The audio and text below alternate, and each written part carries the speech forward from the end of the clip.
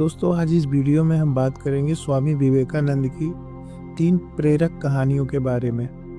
तो चलिए वीडियो शुरू करते हैं। स्वामी विवेकानंद अमेरिका में भ्रमण कर रहे थे।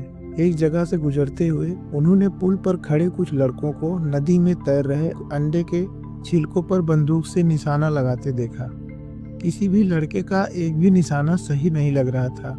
तब उन्होंने एक लड़के से बंदूक ली और खुद निशाना लगाने लगे। उन्होंने पहला निशाना लगाया और वो बिल्कुल सही लगा। फिर एक के बाद एक उन्होंने कुल 12 निशाने लगाए और सभी बिल्कुल सटीक लगे। ये देख लड़के दंग रह गए और उनसे पूछा, भला आप ये कैसे कर लेते हैं? स्वामी जी बोले, तुम जो भी कर रहे हो अपना पूरा दिमाग उसी एक काम में लगाओ। अगर तुम निशाना लगा रहे हो तो तुम्हारा ध्यान पूरा सिर्फ निशाने पर होना चाहिए, तब तुम कभी नहीं चूकोगे। अगर तुम अपना पाठ पढ़ रहे हो तो सिर्फ पाठ के बारे में सोचो। मेरे देश में बच्चों को ये करना सिखाया जाता है, डर का सामना। एक बार बनारस में स्वामी जी दुर्गा जी के मंदिर से निकल रहे थे कि तभी वहाँ मौजूद सारे बंदरों ने उन्हें घेर लिया। वे उनके नज़दीक आने लगे और डराने लगे। स्वामी जी भयभीत हो गए और खुद को बचाने के लिए दौड़कर भागने लगे, पर बंदर तो मानो पीछे ही पड़ गए और वे उन्हें दौड़ाने लगे।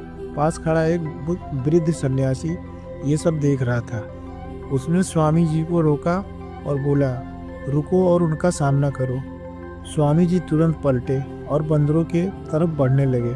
ऐसा करते ही सभी बंदर भाग गए। इस घटना से स्वामी जी को एक गंभीर सीख मिली और कई सालों बाद उन्होंने एक संबोधन में कहा भी, यदि तुम कभी किसी चीज से भयभीत हो तो उससे भागो मत, पलटो और सामना करो। सच बोलने की हिम्मत।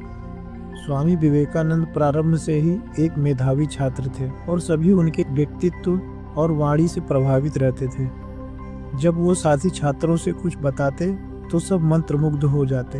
एक दिन इंटरवल के दौरान वो कक्षा में कुछ मित्रों को कहानी सुना रहे थे। सभी उनकी बातें सुनने में इतने मगन थे कि उन्हें पता ही नहीं चला कि कब मास्टर जी कक्ष में आए और पढ़ाना शुरू कर दिया।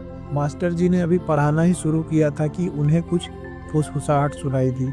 उन्होंने तेज आवाज में पूछा, कौन बात कर रहा है? सभी ने स्वामी जी और उनके साथ बैठे छात्रों की तरफ इशारा किया। मास्टर जी तुरंत क्रोधित हो गए। उन्होंने तुरंत उन छात्रों को बुलाया और पाठ से संबंधित प्रश्न पूछने लगे। जब कोई भी उत्तर ना दे सका तब अंत में मास्टर जी ने स्वामी जी से भी वही प्रश्न किया, पर स्वामी जी तो मानो सब कुछ पहले से ही जानते हैं। उन्होंने आसानी से उत्तर दे दिया। यह देख उन्हें यकीन हो गया कि स्वामी जी पाठ पर ध्यान दे रहे थे और बाकी छात्र बातचीत में लगे हुए थे। फिर क्या था, उन्होंने स्वामी जी को छोड़कर सभी को बेंच पर खड़े होने की सजा दे दी। सभी छात्र एक एक कर बेंच पर खड़े होने लगे। स्वामी जी ने भी यही किया। तब मास्टर जी बोले, नहीं नरेंद्र, तुम बैठ जाओ।